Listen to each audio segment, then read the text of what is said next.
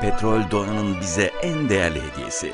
Toprağın derinliklerinden başlayan uzun yolculuğun sonunda hayatımızın her anına dokunan ürünlere dönüşüyor. Türkiye'de ise baz yağ sektörüne yön veren kuruluşların başında Aktaş Grup gelmekte. Yıllardır kaliteden ödün vermeden petrol türevleri piyasasının nabzını tutan, baz yağ ticaretinde dünyada ilk 10 içerisinde yer alan, güçlü sermaye yapısıyla uluslararası itibarı yüksek olan grup, petrokimya sektöründe 20 yıllık tecrübeye sahip.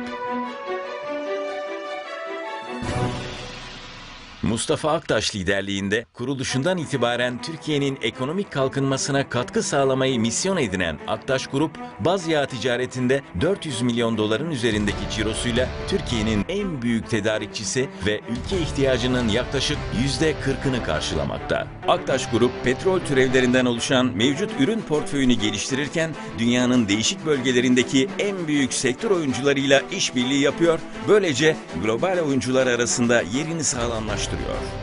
Grubun bir diğer faaliyet alanı madeni yağlardaysa gurur kaynağı Rexoil ve Apex. Rexoil ve Apex markalı ürünler Aktaş Grup bünyesinde 10.000 metrekare alan üzerine kurulu yıllık 110.000 ton üretim kapasitesi olan kendine ait 12.000 metrekare tesiste hayat buluyorlar. Daha kaliteli ürünler sunabilmek için inovatif Ar-Ge departmanı, Avrupa Birliği standartlarında madeni yağ laboratuvarları, en son teknoloji makine parkurları, yüksek kapasiteli dolum tesisleri ve tanklarıyla dünya standartında bir madeni yağ üssü.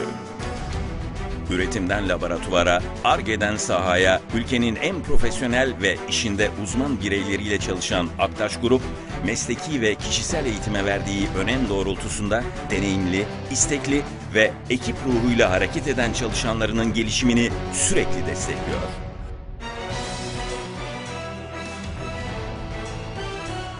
Aktaş Grup, güçlü sermaye yapısı sayesinde uluslararası kalite standartlarından taviz vermeksizin yenilik ve gelişimi kucaklıyor, bir yandan da müşterisine yakınlığı ve profesyonel kadrosu sayesinde Türkiye'de ve dünyada sektörün lider kuruluşu olma vizyonuyla her zaman sadece ileriye bakıyor.